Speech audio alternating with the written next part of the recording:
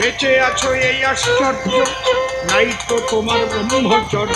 বেঁচে আছো এই আশ্চর্য, নাই তো কারো ব্রহ্মচর্য। বেঁচে আছো এই আশ্চর্য,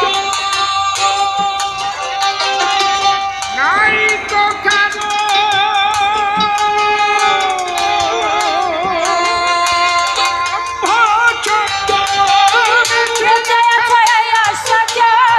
তো কারো ব্রহ্মচর্য। যদি একটু ধৈর্য, একটু ধৈর্য, কামনায় বাসনায় নিমজ্জিত হয়ে কামের কারণায় তারিত হয়ে ধৈর্য হারিয়ে ফেলেছে। পিতৃধন বেভিচারে নষ্ট, পিতৃধন বেভিচারে নষ্ট করলে কিন্তু সংসারে ব্রহ্মচারী হতে নারী ব্রহ্মচারী সচ্চরিত্র, তাকে নাম মুখে নাম সবার সত্য কথা পরসতী পরপতি কবিরাস করছিলে, তুমি না ডাকিলে হরি তোমাকে। সত্যবাদী জিতেন্দ্রীয় হইবে যে মাথা কুত্তার ক্রিয়া কর্ম হরি তুল্য। এক একটা কথার ওজন কম, এই বাড়িতে ভাবতে থাকবে, বারবার বারবার শুনতে থাকবে।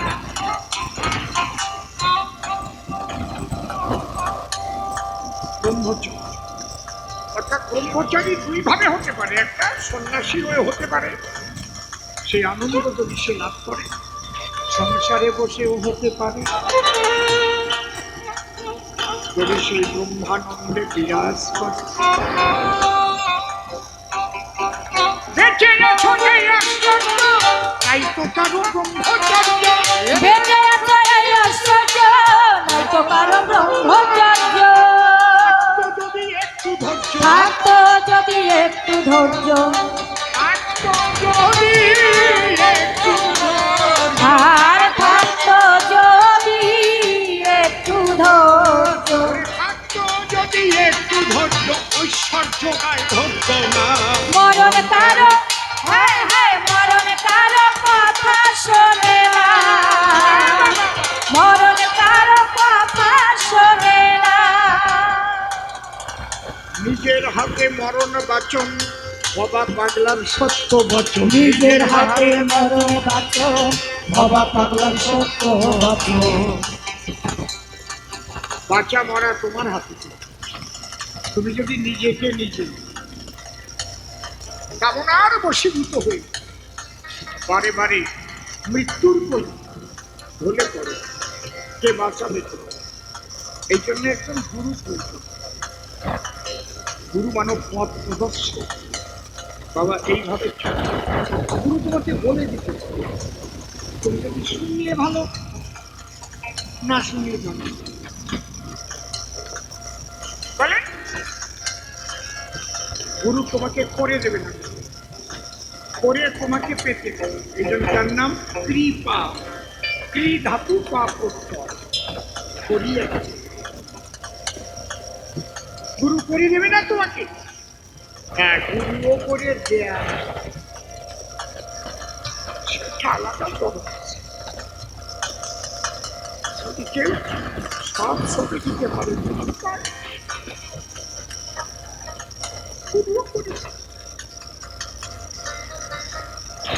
সব গুরু যদি হয়।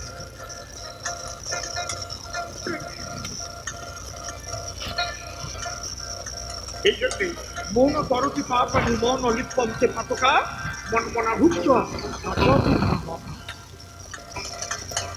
যদি মন সম্পূর্ণভাবে গুরুপদে কারো থাকে আত্মসমর্পণ, এখন বলা পাগলা বলতে হে শালা, যে পুরোপুরি তার উপর সারেন্ডার করতে পারে, সে সার্ভেন্ট হয়ে সবটা ত্যাগ করে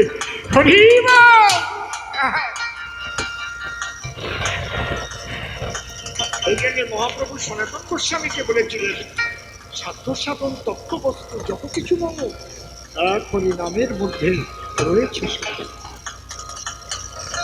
হরিনামের সমস্ত।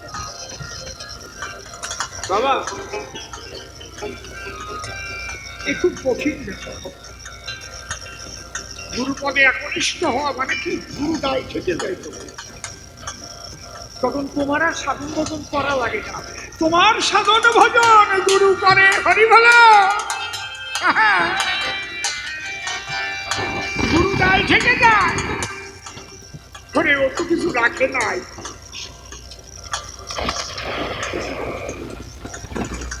সেখানে বিচার বুদ্ধি অজ্ঞান যাবে, সজ্ঞান যাবে, বাচ্চজ্ঞান্তর করে রবে।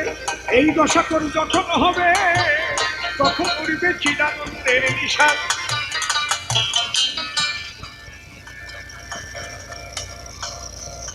কাটিয়ে বাবা ওনার শিষ্য একবার কুম্ভ মেলায়, অনেক আগেকার কথা, কুম্ভ মেলায় বড় বড় সমস্ত ধর্মশালা হয় তো, যেখানে সবার সেবার ব্যবস্থা। কাটিয়ে বাবার ওখানেও বিরাট আকাশ, সেখানে সেবার ব্যবস্থা হয়। তো ওনার একটা শিষ্য আছে, ওনার খুব প্রিয় শিষ্য, তার নাম রাম। রামার আমাকে কাটিয়ে বাবা বলছে, রামা শোন, ওখানে আবার অনেক রকমের ভক্ত আছে, নাগা বাবা রায়, কত রকমের আছে না, গিরি পুরী আরতি বন পর্ব অনেক আছে, আমি অত বুঝি।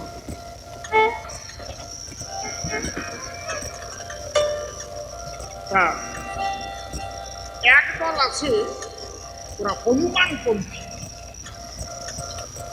ওরা দেওয়ার বার চায় না, ওই রান্না টান্না থাকেনি তো, সেটাকে কাজে বুঝে খেয়ে ফেলি। যা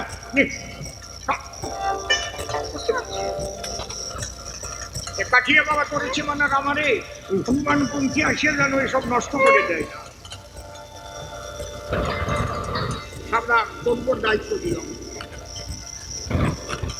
কাঠিয়া বাবা উনি একটু বিশ্রাম করতে গেছে, আর হনুমানপন্থী আছে সব দলবল নিয়ে। রামা একা ঠেকা দিল, খাইয়ে খাইয়ে বন্ধ করে খবর কাটিয়ে বাবার কাছে।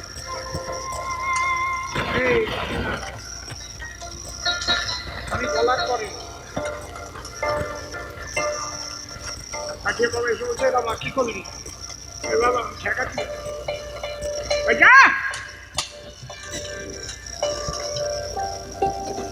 করে আমি সাজা দিলাম মৃত্যুদণ্ড।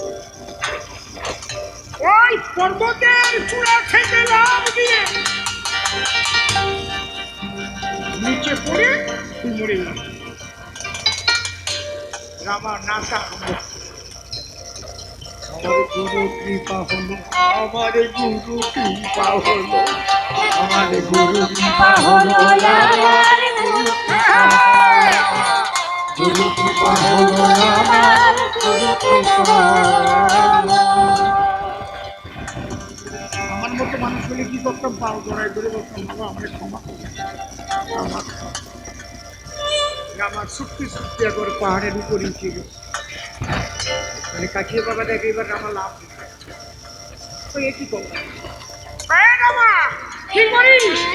আমি না বলে ফেলেছি, নামিয়ে আয়, নামিয়ে আয়।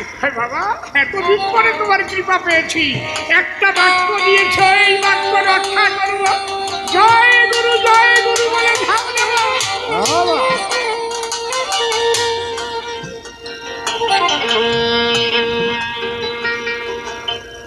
আমাকেও গুরু বাক্য রক্ষা কাঠিয়ে বাবা এখন তানিশ তোকে বলছি, তুমি আমাকে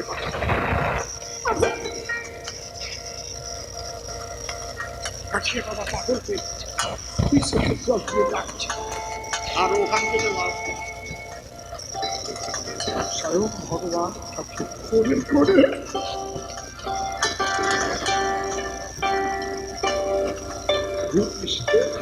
আসতে ভগবান আমাকে করে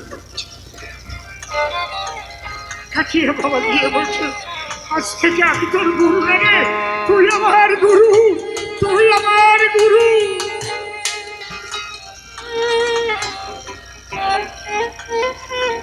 তোকে স্বয়ং ভগবান।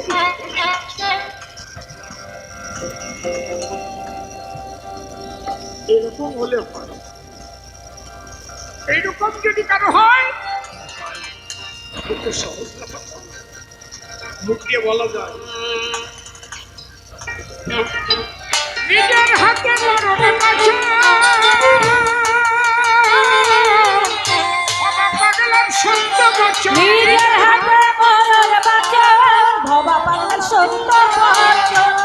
তারে বলে রাখলে স্মরণ, তারে বলে রাখলে স্মরণ। হরে গুরু বলে, হরি বলে, কৃষ্ণ বলে, হরি হরি বল। মাতা পিতা বলে রাখলে স্মরণ, পিতা বলে রাখলে স্মরণ। দয়াল গুরু বলে রাখলে স্মরণ, গুরু বলে রাখলে স্মরণ। এক কথায় তারে বলে রাখলে স্মরণ। তারে বলে রাখলে স্মরণ। তুমি মনে করো যাবে তোমার ভজনে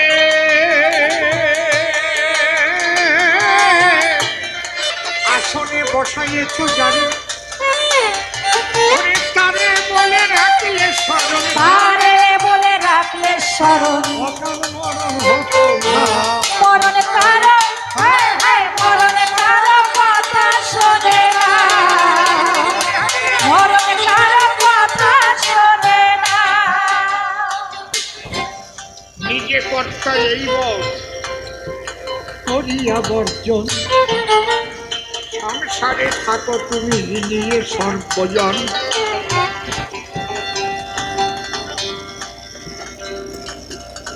দেখবি এই সংসার খানা হবে তোমার গৃহ বৃন্দাবন। কত সাধু গুরু বৈষ্ণবের ঘটবে আগমন। এখানে এলে কি মনে হয়? মনে হয় না বৃন্দাবনে এসেছে। এখানে বৃন্দাবনে কারা কারা গেছেন একটু হাত করলেন। বাহ!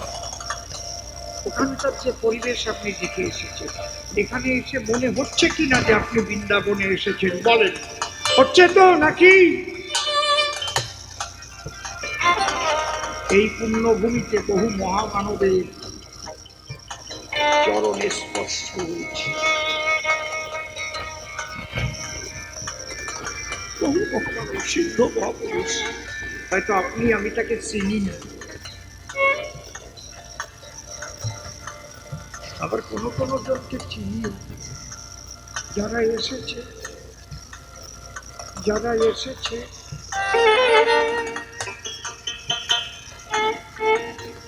এই ভূমিতে চরণ রেখেছে।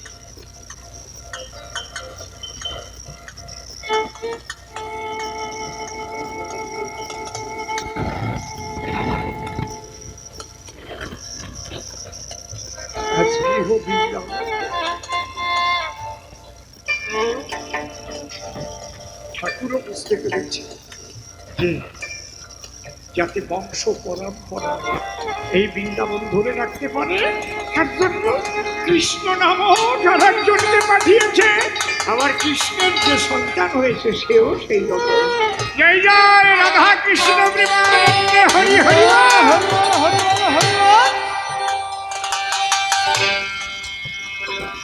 যার সঙ্গে কথা বলবেন মনে হবে ব্রজবাসী, তাহারা সদা নন্দ ভরা বনে সদা মধুর হাসি। তাই আদর্শ গার্হস্থ ধর্ম সর্বধর্ম করিতে কেউ যদি করতে পারে গো, সে হবে ভব সিন্ধু পার। হায় হায় ভব সিন্ধু পার, হায় হায় ভব সিন্ধু সে কয়েকখানা প্রশ্ন প্রথম করেছিল দান, ঘরে ঘরে শিক্ষাকারে নিলাম সমাধান। দেখি এরপরে কি বলে এসে শনিবারে চাই, তার কথা শুনে জবাব দেব সবার ঠাই। আগে আগে কেন আমি বলতে যাব বেশি, আমার প্রেমানন্দ আবার হতে পারে অখুশি। আচ্ছা প্রেমানন্দ, আমি বলি তোমার ভাবে, যে মা বা তোমাকে জন্ম দিল ধরা পড়ে, তারা কোথায় আর তুমি কোথায় বলো আমার ঠাই? এর জবাব তোমার কাছে আমি আগে চাই। আমি জানতে চাই, আমি জানতে চাই।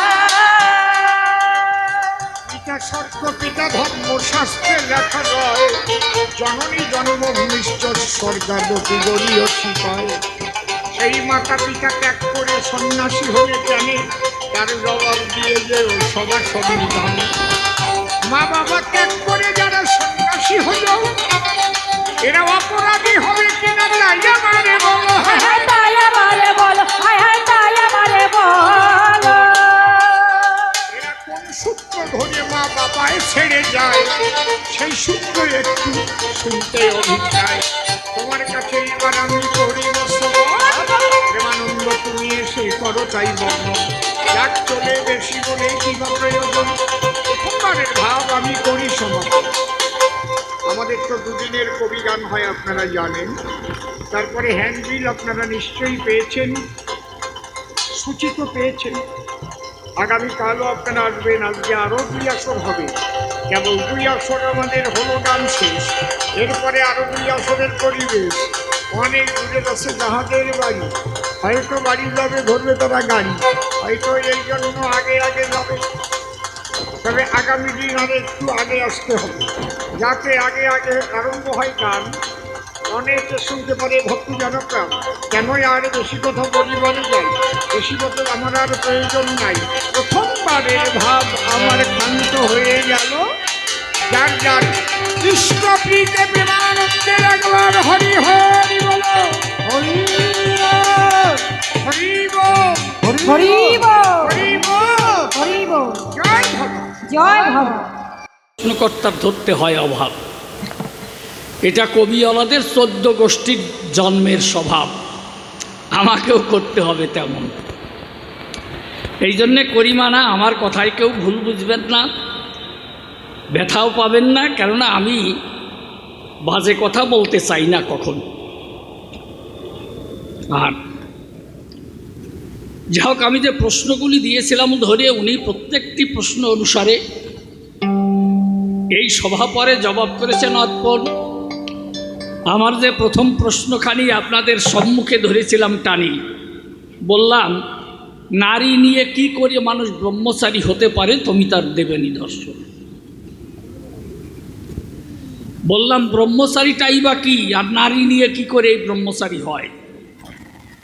পাগল যা দিয়েছে পরিচয়, তবে নারী নিয়ে মূলত কি করে ব্রহ্মচারী হয় এইটা আমি খুব একটা ভালো বুঝতে পারলাম না পাগলের কথায়। ব্রহ্মচারী কারে বলে? বললেন যে যেমন আকাশে যে ওড়ে বিচরণ করে নভোচারী বলে তারে, জলে যে চরে তাকে জলচর বলা হয়, স্থলভাগে চললে পরে স্থলচর বলে তারে।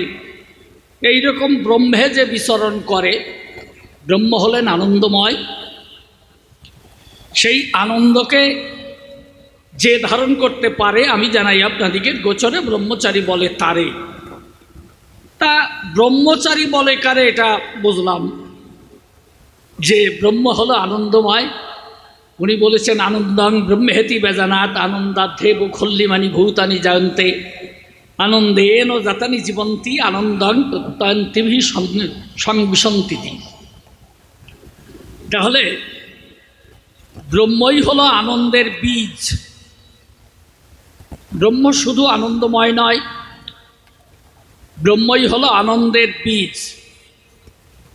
আর আনন্দার্থে খল্লিমানি ভূতানি জয়ন্তে, সেই আনন্দে থেকেই বিশ্ব জগৎ উত্থিত হয়। আবার চলছে কোথায় তারা? বলি আপনাদিগের সম্মুখে চলছে কিন্তু আনন্দ অভিমুখে। এই আনন্দকে ধরে বুকে সেই পরমানন্দে মিলিত হতে চায়। তাই কবিগুরু বলেছেন জগতের আনন্দ যজ্ঞে আমার নিমন্ত্রণ, ধন্য হলো মানব জীবন। নয়ন আমার রূপের পুরে স্বাদ মিটায় বেড়ায় ঘুরে, শ্রবণ আমার গভীর সুরে হয়েছে মগন। তোমার যজ্ঞে দিয়েছ ভার বাজাই আমি বাসি, গানে গানে গেয়ে বেড়াই প্রাণের কান্না হাসি। এখন সময় হয়েছে কি সভায় গিয়ে তোমায় দেখি, জয়ের ধ্বনি করে যাব এমর নিবেদন, জগতের আনন্দ যজ্ঞে আমার নিমন্ত্রণ। তাহলে জানেন যত বিজ্ঞ প্রাজ্ঞে এই জগতের আনন্দ যজ্ঞে আমরা সবাই নিমন্ত্রণ পেয়ে দিয়েছি দর্শন। তা নিমন্ত্রণ দিলেন কে? যিনি হল সেই পরম ব্রহ্ম সারাৎসার, অর্থাৎ যিনি হলেন আনন্দের খেলোয়াড়, তিনি আনন্দময় পুরুষ এই বিশ্ববসুধায়। তাই আনন্দের খেলা খেলবার তরে এই জীবকে নিমন্ত্রণ দিয়ে এনেছেন এই ভবের বাজারে। তাই তো এই লীলাক্ষেত্র পরে আমরা সবাই এলাম হেতায়। লীলা মানে খেলা, ভগবান যে লীলা করেন ওটা তার খেলা। তাই তিনি খেলা খেলতে নেমে আসেন এই বিশ্ববসুধায়। খুলে বলি সভা সম্প্রতি আমরা জীবজগৎ সবাই তার সেই খেলার সাথী। তিনি আনন্দময়, তাহলে আমরা তার খেলার সাথী। খুলে বলি সভা সম্প্রতি যিনি হলেন সেই জগৎপতি, অর্থাৎ তিনি বিশ্ব খেলোয়াড় এই বিশ্ববসুধায়। তার খেলা খেলবার তরে আমরা আসি এ বিশ্ব চলাচলে। কিন্তু নারী নিয়ে যে কি করে ব্রহ্মচারী হয়, আমি আপনাদের কাছে জানাই সত্যি সত্যি আমি এই জিনিসটা ভালো বুঝতে পারি নাই। মানে কোন সাধনার বলে ওই নারী নিয়ে ধরা তলে মানুষ ব্রহ্মচারী হতে পারে ওই জায়গায়। এই জন্য বাবা তুমি আমার কথা নিয়ে আমারে, আমি যেভাবে বুঝি সেই কায়দায় তুমি আমাকে একটু ভালো করে বুঝিয়ে দিও। তুমি যা দিলে পরিচয়, তোমার কাছে করি বর্ণনা, এটা কিন্তু আমার বোঝা হলো না। নারী নিয়ে তো মানুষ তা ব্রহ্মচারী বা কায়, যদি ব্রহ্মে বিচরণ করে। খুলে বলি আপনাদিকের ধারে তিনি আনন্দময় পুরুষ, মানুষ বাস করে সেই আনন্দের ধারে, আনন্দের ভিতরে। আপনারা বলুন তো আমায়, এই সংসারে কি, সংসারের মায়ায় যারা থাকে ভেবে দেখুন জ্ঞানী লোকে, তারা কি আনন্দ সব সময় থাকে? থাকে থাকে না তো। তাহলে এখানে খণ্ড আনন্দ, তাই তো? খণ্ডিত আনন্দের দেশে খুলে বলি আপনাদিকের পাশে এই জীব সেই পরমেশ্বরকে, পরমানন্দকে ভুলিয়ে শেষে যুক্ত হয় মায়ায়। সত্য কথা প্রকাশ করি, আর সেই খেলায় যোগান দেয় হলো নারী। এটা মিথ্যা কথা নয়। এই জন্য আপনাদের কাছে করি বর্ণনা, কোনো নারী কোনো সাধককে আনন্দ দিতে পারে না। ওটা খণ্ডিত আনন্দ যারে কয়। তাই খণ্ডিত আনন্দের লোভে পড়ে খুলে বলি আপনাদিকের গোচরে আমরা এই জীব জগৎ ঘুরছি কিন্তু মায়ায়। হ্যাঁ বাবা, একবারে ডাক দিচ্ছি তাড়াতাড়ি। তাহলে দেখুন করি বর্ণনা, কোনো নারী কিন্তু এই পূর্ণ আনন্দ দান করতে পারে না। ক্ষণিকের আনন্দে এই জীব ভুলে আছে মায়ায়। খুলে বলি আপনাদিকের কাছাকাছি আমরা এই সংসার রূপ মায়ার পাত পোয়ায় পড়ে আছি। আমাদের জীবন দর্শনটা কেমন দেখুন। আমি একে একে দেব পরিচয়।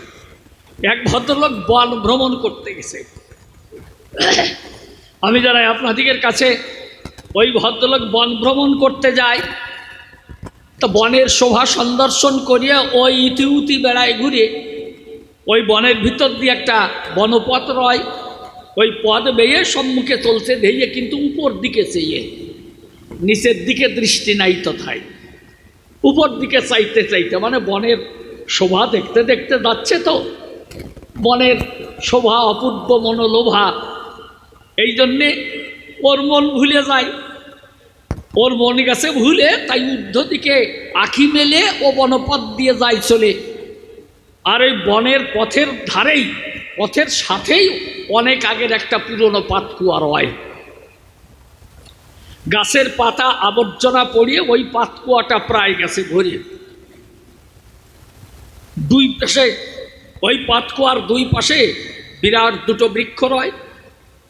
খুলে বলি আপনাদিগের পাশে ওই দুই বৃক্ষের মোটা মোটা দুখানা শিকড় এসে ওই পাতকুয়ার ভিতরে মিলিত হয়, এইভাবে মিলে গেছে। খুলে বলি আপনাদিগের সান্নিধ্যে আর কিছু মৌপোক ওইখানে বাসা বেঁধে, মানে চাক বেঁধে, মৌচাক বেঁধে রয় শিকড়ের সাথে। মৌপোকে চাক বেঁধে আছে। লোকটা ওই যে বনপাত দিয়ে দেখায়, আর ওদিকে বনের ভিতরে একটা বিরাট ব্যাঘ্র দেখতে পেয়ে ওরে ধরবার জন্য ওত পেতে রয়। সুযোগ বুঝে যখনই বাঘের ঝাঁপ দিল, ঠিক সেই মুহূর্তে লোকটা পাতকুয়ার কাছে এলো, ও খপ করে পাতকুয়ার মধ্যে পড়ে যায়। বাঘেও ঝাঁপ দিয়েছে আর লোকটাও পাতকুয়ায় পড়ে গেছে। তো মানুষ নিচের দিকে পড়তে হলে উপরের দিকে হাত বাড়ায়। যখনই উপরে এভাবে হাত বাড়িয়ে দিলে ওই গাছের দুই শিকড় ছিল, ওই দুটো হাতে পায়। বলি খুলে ও কিন্তু ওই দুই শিকড় ধরে ওইখানে আছে ঝুলে। আর ওই দুই শিকড়ের মাঝখানে যে মৌপোকে চাক বেঁধে রয়, আমি আপনাদের কাছে বলে রাখি, যখনই ওই শিকড় ধরে ও পড়ে যাচ্ছিল, তো লেগেছে ঝাঁকি, তখন ওই মৌচাকের মধুর কোঠা কিছুটা ফাঁকা হয়ে যায়। ওই শিকড়ের থেকে কিছুটা ফাঁকা হয়ে গেছে। এখন টপ টপ টপ টপ করে মধু ঝরছে। যেই পড়েছে ওর ঠোঁটে, ও দেখে চেটে ভারী সুন্দর মিঠে, ওইখানে ঝুলে চেটে চেটে খায়। ভাবে বাহ, ভালো আছি, সুখে আছি, মধু খাচ্ছি। দেখেছেন আমাদের জীবন দর্শনটা কোথায়? মধু খাচ্ছি, ও ভাবে যে বাহ, ভালো আছি, সুখে আছি, মধু খাচ্ছি, ওইভাবে ঝুলে রয়। কিন্তু ও তো আছে ঝুলে, আর দুটি ইঁদুর আছে দুই শিকড়ের মূলে। ওরা কুট কুট কুট কুট করে ওই শিকড় কাটছে সব সময়। ওই যে পাতকুয়ার উপরে কিন্তু বাঘ ওত পেতে আছে, ও যখনই উঠবে তখনই ধরবে। আর নিচে বিরাট সর্প দর্প ধরে আছে, বিরাট ফনা বিস্তার করে। উপরে গেলেই সর্পে দংশন করে ওর জীবনলীলা করে দেবে সায়। তাহলে দেখেছেন কিছু কাঠুরা দূরে কাঠ কাটছিল, এই দৃশ্য যখন দেখতে পেল ওরা দৌড়ে ছুটে এলো। তাহলে আমাদের জীবন দর্শন আমরা আসি কোথায়? সংসার রূপ মায়ার পাতকুয়ায় ঝুলে আসি। কিসে ঝুলে আসি? ওই যে দুই বৃক্ষের শিকড় ধরে ঝুলে আসি। এ শিকড় কিসের শিকড়? আয়ু বৃক্ষের শিকড়। আমরা আয়ু বৃক্ষের শিকড় ধরে ঝুলে আসি। বলি আপনাদের কাছাকাছি, আর দুটি ইঁদুরে ওই শিকড় কুট কুট কুট কুট কুট কুট করে কাটছে সব সময়। এই ইঁদুর দুটো কি? একটা সাদা আর একটা কালো। সাদাটা হলো দিন আর কালোটা হলো রাত্রি। আমার জীবন থেকে একটা দিন চলে যাচ্ছে, আমার আয়ু বৃক্ষের শিকড় একটু কাটা হচ্ছে। ওই কালো ইঁদুরে কাটছে, আমার জীবন থেকে একটা রাত্রি সরে যাচ্ছে, আমার এই জীবন বৃক্ষের শিকড় একটু একটু কাটা হচ্ছে। ঠিক আছে, এমনি করে কেটে কেটে খুলে বলি আপনাদের নিকটে, শিকড় কাটা সারা হবে যখন আমরা যাব ওই মৃত্যুরূপ পাতকুয়ায় পড়ে। খুলে বলি আপনাদিকে গোচরে, তখন এই কাল, ওই সাপই হলো কাল, নিয়তি দংশন করে মৃত্যু ঘটাবে চলে। উপরে বাঘ, আমাদের উপরে বাঘ, আর নিচে সাপ। উপরেও মৃত্যু, নিচেও মৃত্যু। স্বর্গে যাও আর নরকে যাও, মৃত্যু আমাদের জীবনে অনিবার্য। কি বাবা তাই নয়? আমরা পড়ি আসি এই সংসার রূপ মায়ার পাতকুয়ায়। ও বাবা, এই জন্যে করে দেখো বিবেচনা, এই সংসারের মায়ায় ডুবে খুলে বলি তোমায় এভাবে জীবনে কখনো গোবিন্দের সাধনা, ঠাকুরের সাধনা হয় না। কেননা যখনই জীবকে ধরে মায়ায়, যদি মায়ায় ডুবিয়ে থাকে, খুলে বলি আপনাদিকে বাকে ভেবে দেখেন জ্ঞানী লোকে, তাহলে কিন্তু সেই প্রেম ভক্তি খুঁজে নাহি পায়। তাই তো রাধারানী পর্যন্ত না থেকে ভোগের বাজারে ধাপ দিয়ে ত্যাগের মাঝারে গিয়ে, তাই যমুনার তীরে সকল কিছু ধরে দিয়েছিল প্রাণ গোবিন্দের পায়। রাধারানী বলছে, সখীরে ত্যাজন্তি বান্ধবা সর্বে নিন্দন্তে গুরুবে জনা তথাই মম হৃদয় আনন্দ একমাত্র গোবিন্দই মম জীবন। ত্যাজন্তি বান্ধবা সর্বে, সকল বান্ধবরা আমাকে ত্যায্য করুক, সকল গুরুজন আমাকে নিন্দা করুক, ত্যাজন্তি বান্ধবা সর্বে নিন্দন্তে গুরুবে জনা তথাই মম হৃদয় আনন্দ একমাত্র গোবিন্দই মম জীবন। এ জগতের সবাই আমাকে ত্যাগ করুক, ত্যায্য করুক, সকলেই আমার নিন্দা করুক, কিন্তু বুঝে নিস আমার প্রাণছন্দ একমাত্রই প্রাণ গোবিন্দ, সেই হলো আমার জীবনের আনন্দ, সে ভিন্ন আর আপন কেহ নাহি দুনিয়ায়। সত্যি আমরা যেখান থেকে এসেছি অন্তরে দেখুন ভেবে একদিন যার মানুষ তার কাছে ফিরে যেতেই হবে। ও বাবা, এটা আমাদের ঠিকানা নয়। আমরা দুদিনের তরে এসেছি এই মায়াময় খেলা ঘরে। খেলা সারা হলে পরে অবশ্যই যার মানুষ তার কাছে ফিরে যেতে হবে সুনিশ্চয়। এই জন্যে করে দেখো বিবেচনা, এই জগতে চিরকাল কেউ হবে না। এ ক্ষণভঙ্গুর খেলা গোহার, এটা এখানে কেউ আপন নয়। যারাই বলো না কেন এরা কেউই আপন নয়। তাই তো ভগবানও বলেছেন, ন মাতা না পিতাতস্য ন ভ্রাতা ন সুতাদয় নাত্মীয় ন পরশ্চাতি ন জন্ম এবচ। দেখলেন, কেউ আমার মাও নয়, কেউ আমার বাবাও নয়, কেউ আমার পুত্রও নয়, কেউ আমার কন্যাও নয়, কেউ আমার ভ্রাতাও নয়, নাত্মীয় না পরশ্চাতি, কেউ আমার আত্মীয়ও না আর কেউ আমার পরও না। দেখলেন, না জন্ম এবচ, অর্থাৎ আমার জন্মও নাই, আমার মৃত্যুও নাই। এই জগতে এভাবে পট পরিবর্তন হয় সবসময়। এই জন্যে সেই দেশে যেতে হলে পরে, প্রেম রাজ্যে যেতে হলে পরে এই মায়ার বাঁধন দিয়ে ছেড়ে সকল কিছু পরিবর্তন করে মুখে বলে হরে কৃষ্ণ হরে হরে প্রাণ গোবিন্দের চরণ তরে নিজেকে আত্মাহুতি দিতে হয়। দেখো না, তাই তো এভাবে আত্মসমর্পণ ভিন্ন। যারা গুরুতে যাদের সমর্পিত দেহ, আর কখনো তাকে মারতে পারে না কেহ, এই গুরুই কিন্তু তাকে গোবিন্দের পাদপদ্মে সমর্পণ করায়। দেখলেন, এই জন্যে এই গুরুর চরণ ধরে সমর্পিত দেহ নিয়ে যারা ভজন করে বাস করে, সে ত্যাগের বাজারে অর্থাৎ ভোগের মাঝারে থাকে না কোনো সময়। তাই বলেছে গীতায়, ধ্যায়তে বিষণ পুংস সঙ্গে শেষ উপজায়তে সঞ্জায়তে কাম কামাত ক্রোধবিজায়তে ক্রোধর ভবতী সম্মোহাত স্মৃতি বিভ্রম আর স্মৃতিভ্রংশ স্মৃতিভ্রংসার বুদ্ধিনাশ ও বুদ্ধিনাশাত পুনঃসতি। দেখেছেন? তাহলে তাই বলেছে যে এই পতনের হলো দুইটা কার্য, একটা ভাচ্চা আর একটা হলো রাজ্য, অনিবার্য সাধকের পতন ঘটায়। ও বাবা, করে দেখো বিবেচনা, নারী সঙ্গে নিয়ে যদি ভজন পথে চলে দেখিয়ে, কিন্তু এই যে জিতেন্দ্রীয় পুরুষ অত সহজ না। তুমি না বললে, তুমি বলেছ হাতে কাম মুখে নাম সচ্চরিত্র রবে, সত্য পথে থেকে সদা সত্য কথা কবে। হ্যাঁ, পরসতী পরপতি স্পর্শ না করিবে, তুমি না ডাকিলেও হরি তোমারে ডাকিবে। সত্যবাদী জিতেন্দ্রীয় হইবে যে না থাকুক তার ক্রিয়াকর্ম হরিতুল্য সেই। সত্যবাদী, একে মুখে সত্য কথা বলতে হবে, জিতেন্দ্রীয় মানে ইন্দ্রিয়কে জয় করতে হবে। দেখেছেন? সত্যবাদী জিতেন্দ্রীয় হইবে যে না থাকুক তার ক্রিয়াকর্ম হরিতুল্য সেই। তা এই যদি হয়, সেই সত্যবাদী হতে হলে পরে খুলে বলি আপনাদিগের গোচরে, জিতেন্দ্রীয় যদি হতে হয়, নিজের ইন্দ্রিয়কে জয় করতে গেলে আপনাদের কাছে বলি খুলে, যারা নারী নিয়ে থাকে এই রূপের মোহনায়, মোহমায়ায় মুগ্ধ, এভাবে তার জীবন হয় তখনও দগ্ধ, সেই স্নিগ্ধ প্রেম পরশ পাওয়া দায়।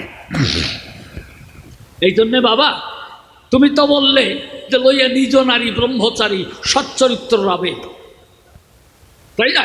সত্যপথে থেকে সদা সত্য কথা কবে, পরসতী পরপতি কভুনা স্পর্শিবে তুমি না ডাকিলেও হরি তোমারে ডাকিবে। তাহলে আমি তোমার কাছে একটা কথা শুনতে চাই। এই যে রসরাজ তারক গোসাই সাধনার বাড়ি যাতায়াত করত সেই জন,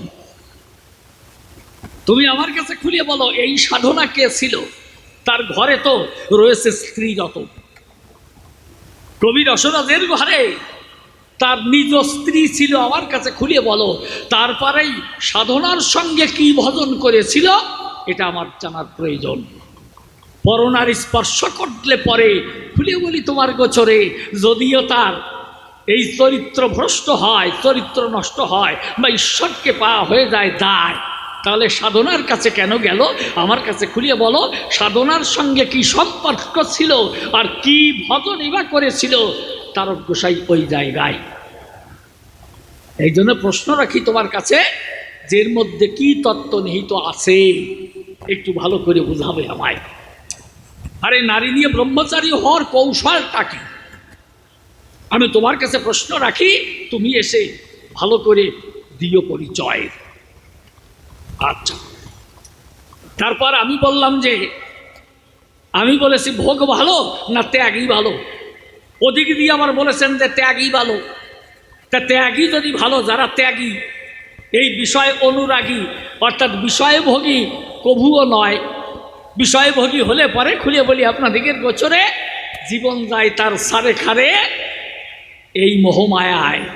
এই জন্য করে দেখো বিবেচনা, ত্যাগী না হলে, এই ত্যাগ ভালো হতে গেলে আপনাদের কাছে বলি খুলে, ত্যাগী না হলে জীবনে সেই প্রেম খুঁজে পাওয়া যায়। তাহলে এই জন্য আমি বলি স্পষ্ট, জগতে ত্যাগই শ্রেষ্ঠ, ত্যাগ ভিন্ন গতি পাওয়া যায়। তাই ভজনে গতি পেতে হলে পরে, জীবনে গতি পেতে হলে পরে এই ত্যাগের প্রয়োজন করে। যত সব মনীষী মুনি ঋষি সত্য কথা প্রকাশী, এমনকি যত সাধক আছে এই বিশ্ববসুধায়, তারা কিন্তু এই ত্যাগের মধ্যেই সাধনা করে। এই যেমন বিবেকানন্দ উনি আবার বললেন যে চিরকুমার, এটা কিন্তু আবার আলাদা ব্যাপার। যারা চিরকুমার এটা হলো আলাদা ব্যাপার, এটাও কিন্তু ত্যাগ রাজ্যের হয়। তোমার কাছে করি বর্ণনা, তারা তো নারী নিয়ে বিহার করে না। এই যে বিবেকানন্দ যেজন নরেন দত্ত, তার প্রথম নাম ছিল বসুধায়, চিকাগো শহরে গেল, তাই তো। আর ওই গুরু রামকৃষ্ণ পরমহংসদেবের আশীর্বাদে খুলে বলি আপনাদের সান্নিধ্যে সেই নরেন দত্ত কিন্তু বিবেকানন্দ নাম পেয়েছিল।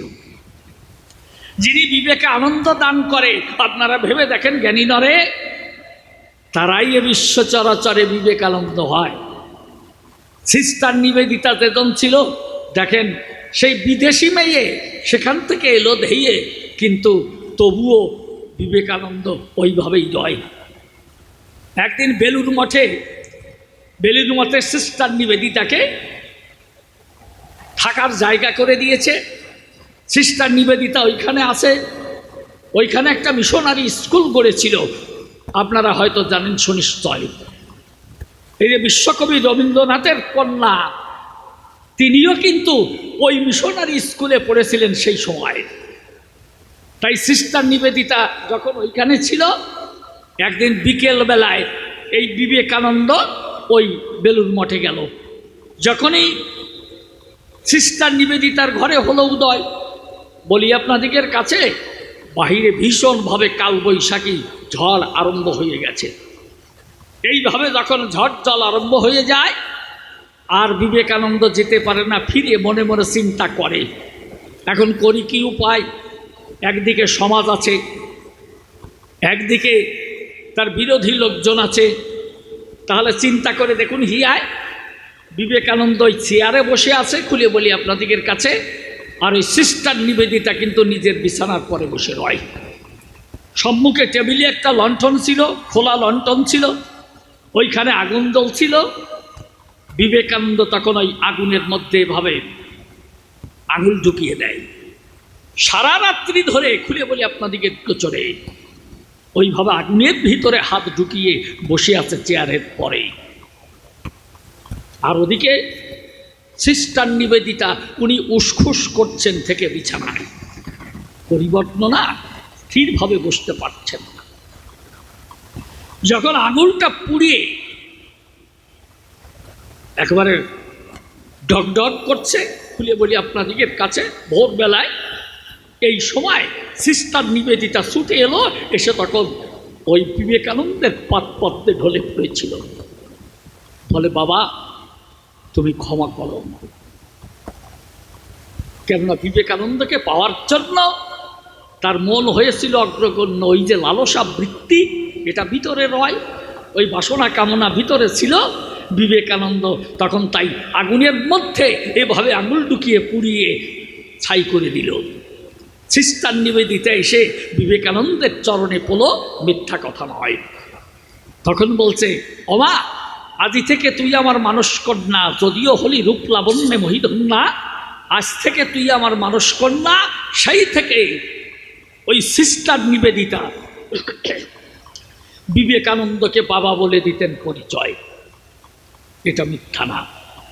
তা দেখেছেন, খাঁটি সাধক যারা চরাচরে এইভাবে নিজেকে রক্ষা করে, নারীতে তার কিছু করতে পারে না এই বিশ্ববসুধায়। আর প্রায় খুলে বলি সবার সন্নিধানে অনেক সাধক তারা চলে গেছে মরণে, জীবনে অনেক কিছু লাভ করে শেষ পর্যন্ত তাদের পতন ঘটে বসুধায়। এর একমাত্র কারণ হলো নারী। এই নারীর ছলনায় ভুলে আপনাদের কাছে বলি খুলে, দেখেন না ভাওয়ালের রাজা, তিনিও কিন্তু একমাত্র নারীর কারণে পেয়েছিলেন সাজা, মিথ্যা কথা নয়। এইভাবে আমি জানাই আপনাদিকের বছরে দেখেন না ওই নদীয়ার চাঁদ পূর্ববঙ্গের পরে মধুমতি নদীর তীরে তার বাশ্রয়, নারীর কারণে কিন্তু কুমির হয়ে গেল, মিথ্যা নয়।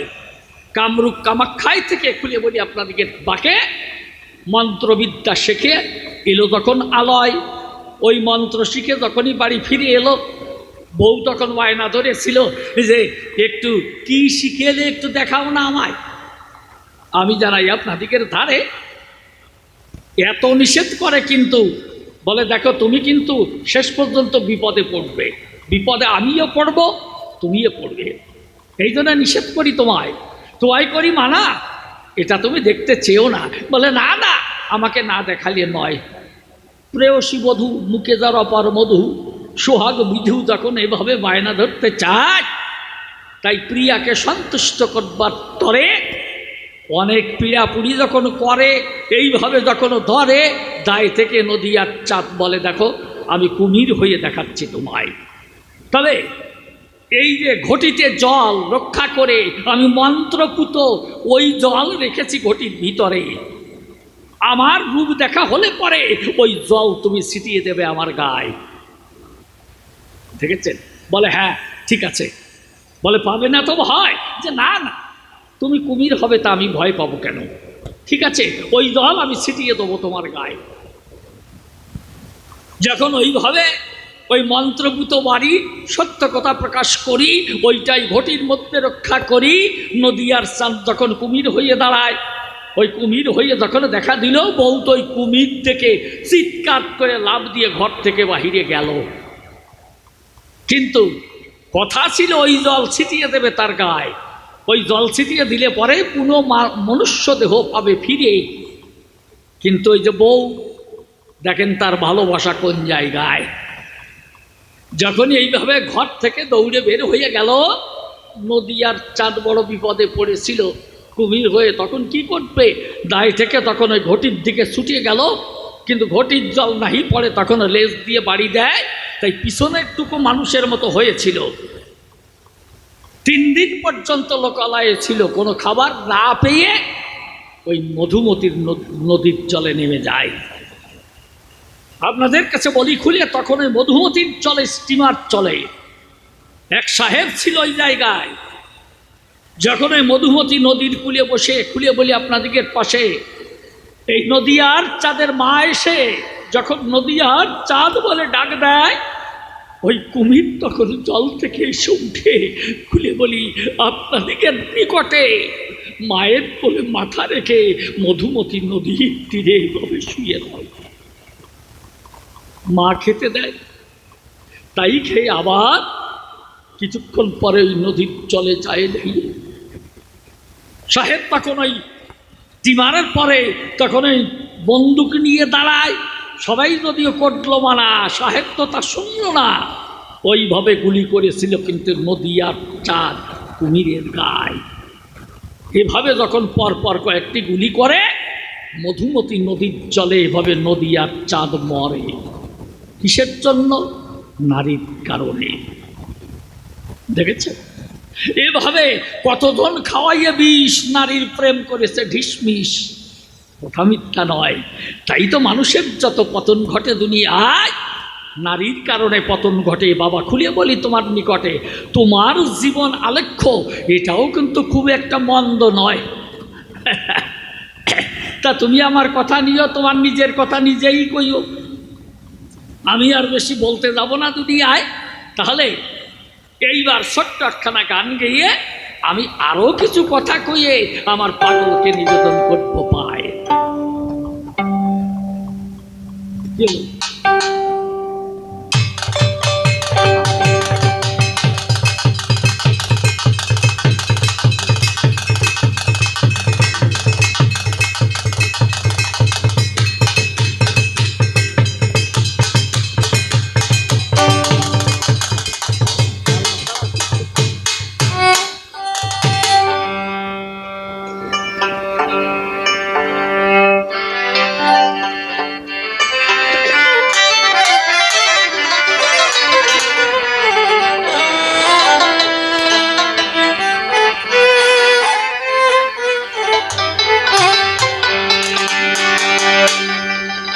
ওরে ভালোবাসায় ঘটালো কি জ্বালা, প্রাণ সই রে কার গলায় পরাবো মালা। ঘটালো কি জ্বালা, প্রাণ সই রে কার গলায় পরাবো ফুলের মালা। কইতে নারী সইতে নারী, কইতে নারী সইতে নারী, কাঁদিতে কার গলায় পরাবো ফুলের মালায় সই রে কার গলায় পরাবো ফুলের মালা। কথা কইতে নারী সইতে নারী, কইতে নারী সইতে নারী, কাঁদিতে কার গলায় পরাবো ফুলের মালা সই রে, কার গলায় পরাবো ফুলের মালা। স্নাত শিউলি ধরা চাঁদিনী রাতে হারাইয়েছি অচেনা পথে। ও অচেনা পথে স্নাত শিউলি ধরা চাঁদিনী রাতে হারাইয়েছি প্রাণ বন্ধুকে অচেনা পথে। ও অচেনা পথে এখন মিশে হলো আধার রাতে আশার প্রদীপ জ্বালা। আর নিচে হলো আধার রাতে আশার প্রদীপ জ্বালা। আর কি আসবে প্রাণ বন্ধু, আর কি আসবে প্রাণ বন্ধু, ফুল ঝরিবার বেলা। কার গলায় পরাবো ফুলের মালা সই রে, কার গলায় পরাবো ফুলের মালা। আঘাত পেয়েও করি কেন ভালোবাসার গান, তবু তো পুরালো ও ব্যথার পাখা। আঘাত পেয়েও করি কেন ভালোবাসার গান, তবু তো ফুরালো নাম ব্যথার পাখা। ও ব্যথার পাখা। ভাবে তার জন্য যার কাঁদে প্রাণ, চাই কি তারে ভোলা। যার জন্য যার কাঁদে গো প্রাণ, যার কি তারে ভোলা। কি বেদনায় কাঁদি আমি, কি বেদনায় কাঁদি আমি, যাই না কারো বলা। কার গলায় পরাবো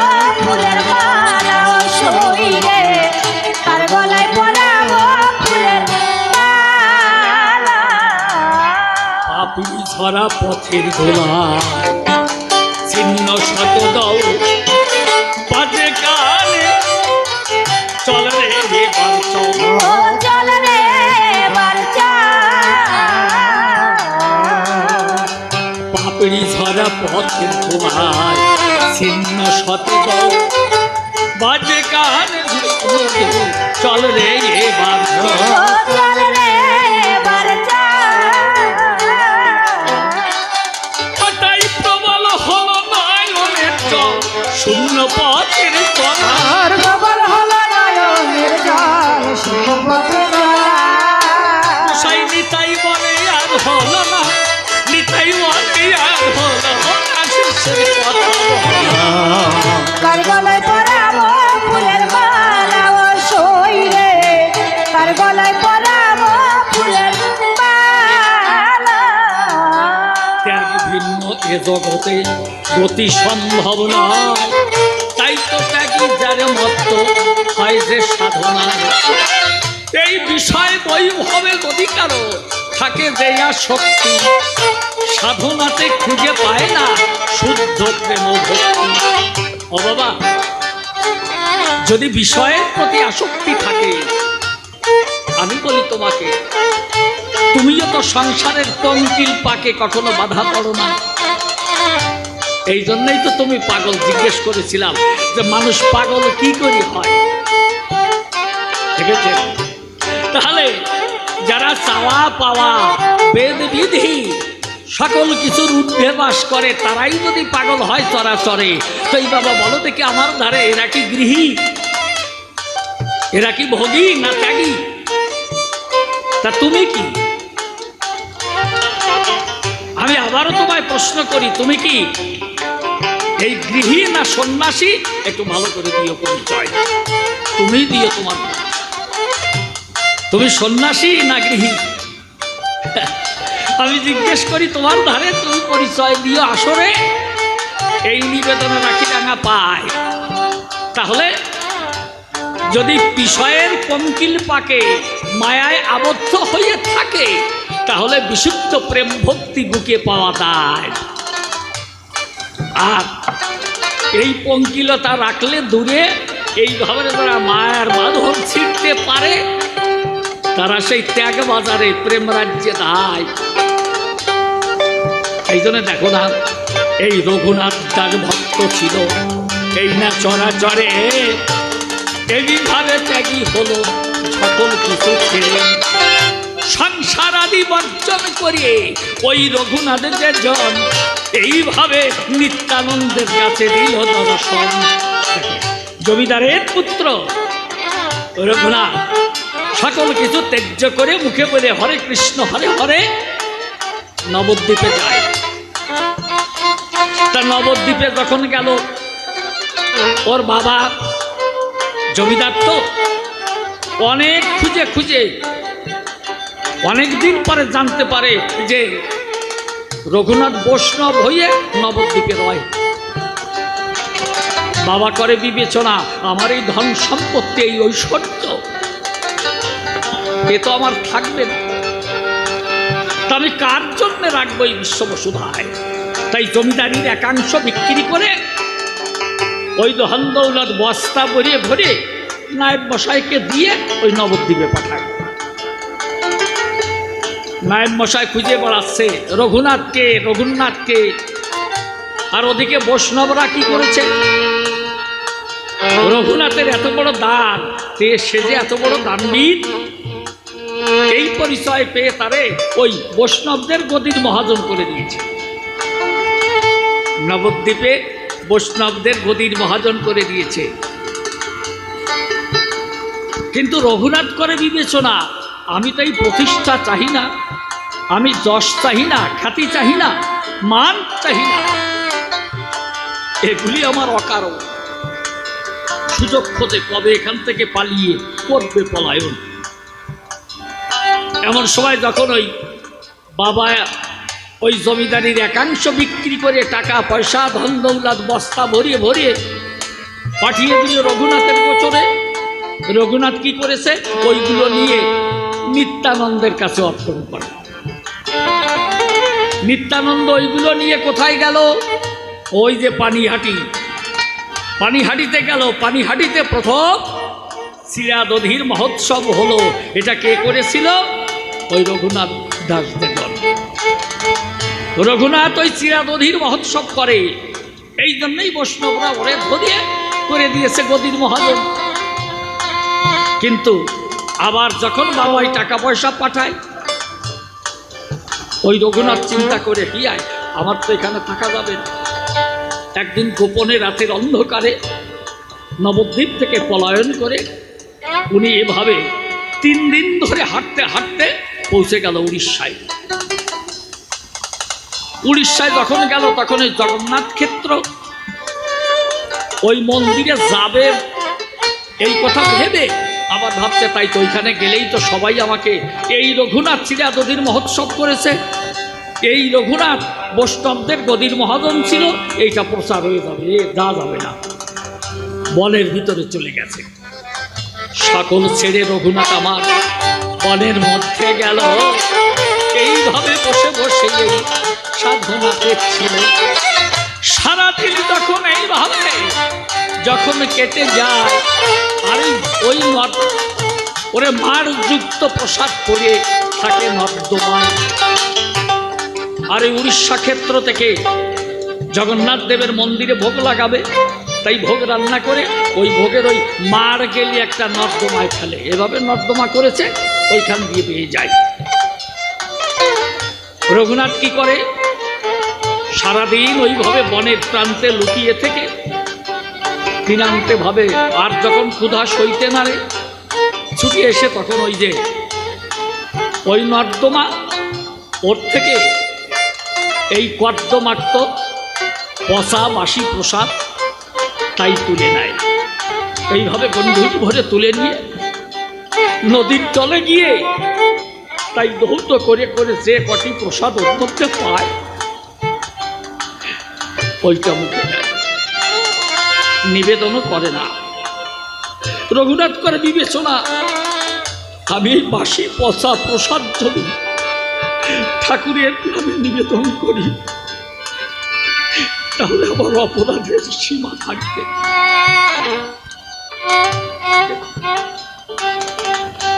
রঘুনাথ নিবেদন করে। একদিন ওভাবে গন্ডুল ভরে নর্দমা থেকে পচা বাসি প্রসাদ নিয়ে গিয়ে নদীর তীরে ধৌত করে করে হাতে ধরে যখন ওইখান থেকে মুখে দিতে যাবে, মহাপ্রভু তখন উড়িষ্যায় ভাব করে এসে হাতখানা ধরে বলেছে, রঘুরে তোর না কথা ছিল আমাকে প্রসাদ প্রসাদ দিবি।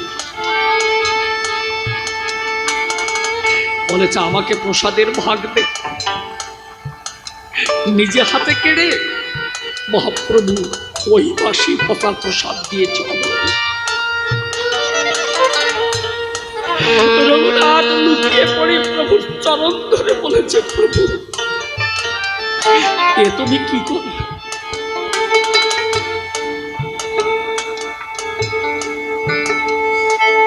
মহাপ্রভু করেছে মাতা, রঘুরে এই বাসি পচা প্রসাদ এভাবে কি গ্রহণ করিস? আমি যে আর সইতে পারি না। রঘুনাথ ওখান থেকে গভীর বনের ভিতরে চলে গেছে, ভাবছে জীবন আমি রাখব না।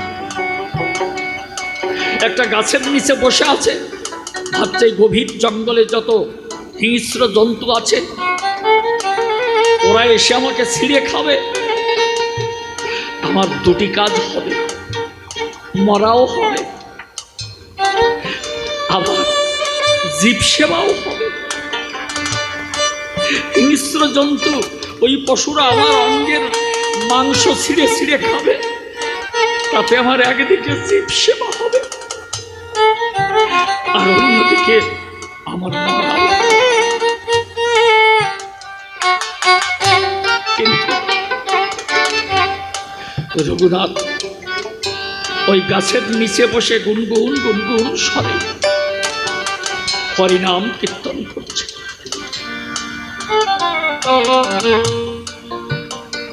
বনের হিংস্র পশুগুলি এসে নামের গ্রহচক্র ভেদ করে ভিতরে প্রবেশ করতে পারছে না। তাই তো এভাবে এই পায়ের পরে ভর দিয়ে ওরা উন্মুখ হয়ে রঘুনাথের দিকে তাকিয়ে আছে। নাম শুনতে শুনতে হয় প্রেমোদয়, তাই হরিনামের তালিকায়